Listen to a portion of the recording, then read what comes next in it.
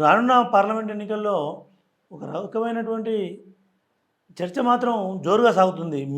మోడీ గెలుపు ఎవరు ఆపలేరని, రానున్నది మోడీ ప్రభుత్వమే, ముచ్చటంగా మూడోసారి కూడా మోడీ ప్రభుత్వమే కేంద్రంలో కొలువు తీరుతుందని చెప్పి గట్టి నమ్మకంతో ఉన్నారు చాలామంది.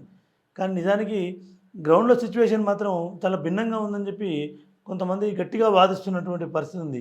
దైనందిన జీవితంలో ప్రజల జీవితాలపై మోడీ పాలనా ప్రభావంతో పెద్ద మెరుగుపడిన అవకాశాలు ఏమీ లేవని చెప్పి కేవలం విదేశాల మోజులో అన్ని దేశాలు పర్యటిస్తూ విదేశాంగ విధానం బలపడితే బలపడొచ్చు కానీ ప్రజల జీవితాల్లో దైనందిన జీవితంలో మాత్రం పెద్ద చెప్పుకోదగ్గ మార్పులు ఏమీ రాలేదని చెప్పి మోడీ వ్యతిరేకులు ఆరోపిస్తున్న పరిస్థితి ఉంది. ఈ క్రమంలో రాష్ట్రాల వారీగా చూసినట్టయితే కొంత యూపీకి సంబంధించి కూడా కొంత యోగి ప్రభావం బలంగా ఉన్నప్పటికీ కూడా పార్లమెంట్ ఎన్నికల దగ్గరికి వచ్చేసరికి కొంత మైనస్ అయ్యే అవకాశాలే ఉన్నాయని చెప్పి, అదేవిధంగా మధ్యప్రదేశ్, రాజస్థాన్లో కూడా కొంత మైనస్ అయ్యే అవకాశాలే ఉన్నాయని చెప్పి, నార్త్లో మోడీకి అనుకున్నంత పరిస్థితి ఏమీ లేదు.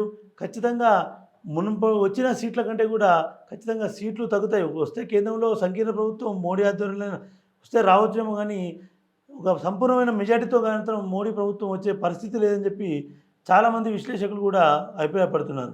మరోవైపు ఖచ్చితంగా కాంగ్రెస్ ఆధ్వర్యంలోని సంకీర్ణ ప్రభుత్వమే కేంద్రంలో కొలువు తీరుతుందని మరొక వర్గం కూడా గట్టిగా వాదిస్తున్నటువంటి పరిస్థితి ఉంది.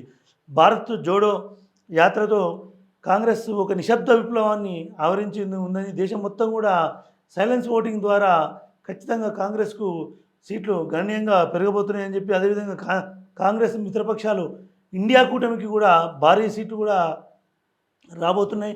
ముఖ్యంగా కేంద్రంలో ఇండియా కూటమి అధికారం రావడంలో దక్షిణాది రాష్ట్రాలు చాలా కీలకమైన పాత్రను పోషించబోతున్నాయని చెప్పి కూడా వార్తలు వినిపిస్తున్నాయి.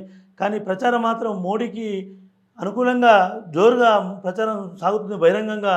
కానీ ఇంటర్నల్గా అండర్ కరెంట్గా మాత్రం ఖచ్చితంగా ఇండియా కూటమికి అవకాశాలు ఉన్నాయని చెప్పి కూడా ఒక వర్గం వాదిస్తున్న పరిస్థితి ఉంది.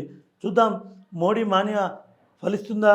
ముచ్చటగా మూడోసారి మోడీ మళ్ళీ అధికారం చేపడతాడా, లేక కాంగ్రెస్ ఆధ్వర్యంలోని సంకీర్ణ ప్రభుత్వం ఏర్పడుతుందా, రాహుల్ గాంధీ ప్రధానమంత్రి అవుతాడా అని కొద్ది నెలల్లోనే తేలనుంది. ఏది ఏమైనప్పటికీ కూడా 2 దఫాలు చాలా విజయఢంకా మోగించిన మోడీకి ఈ ఎన్నికలు అనుకున్నంత ఒక వేవ్ మాత్రం బయట మీడియాలో జరిగినంత ప్రచారం మాత్రం బయట మాత్రం రియల్గా మాత్రం ఆ పరిస్థితులు లేవని చెప్పి చాలామంది అభిప్రాయపడుతున్న పరిస్థితి ఉంది.